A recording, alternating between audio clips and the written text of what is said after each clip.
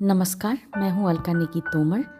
आज हम आपके लिए लाए हैं लॉर्ड ऑल्फ्रेड टेनिसन रचित एक कविता द ईगल। यह कविता केवल 6 लाइनों में समाहित है और इस बात की द्योतक है कि गहरी बातें कम शब्दों में भी कही जा सकती हैं। लॉर्ड ऑल्फ्रेड टेनिसन का नाम 19वीं सदी के कवियों में बड़े सम्मान से लिया जाता है। क्वीन विक्टोरिया के राज में वे बहुत अरसे तक पोएट लॉरिएट के पद पर प्रतिष्ठित रहे।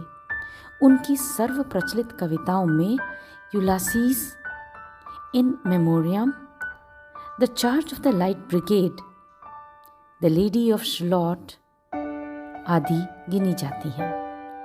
द ईगल इनके द्वारा रचित इस कविता की विशेषता है इसका शब्द संचालन और अलंकारों का सुंदर उपयोग, जो कि कविता को गहराई भी देता है और सौंदर्य भी। तो सुनते हैं कविता the eagle. He clasps the crag with crooked hands, close to the sun, in lonely lands, ringed with the azure world he stands। यहाँ पर कवि एक शब्द चित्र प्रस्तुत करते हुए कहते हैं कि वह अपने मुड़े हुए पंजों से, टेढ़े मेढ़े पंजों से पर्वत के शिखर को पकड़े हुए है। वह सूरज के समीप निर्जन स्थान पर नीले आकाश के घेरे में खड़ा है। पाठक इन पंक्तियों के शब्द विन्यास से तो चमत्कृत होते ही हैं, साथ ही पंक्तियों के भाव से विस्मित भी हो जाते हैं। शब्दों को देखें तो क अक्षर की पुनरावृत्ति के कारण पहली पंक्ति एक दृढ़ व शक्तिशाली जीव की ओर इंगित करती है। क वर्ण की कठोरता इस पंक्ति के भाव को भी स्पष्ट करती है। दूसरी पंक्ति में सूर्य के निकट निर्जन स्थान पर रहने वाले इस प्राणी की दुर्दांत प्रवृत्ति रेखांकित होती है। तीसरी पंक्ति में नीले आकाश से घिरे हुए इस प्राणी की विशालता अथवा सार्वभौमिकता परिलक्षित होती है। पाठक के हृदय में विस्मय व कौतूहल मिश्रित भय का अनुभव होता है। इस कविता के शीर्षक से पाठक यह अनुमान लगाता है कि बात एक चील की हो रही है, अन्यथा चील का नाम पूरी कविता में अन्य किसी स्थान पर नहीं लिया गया।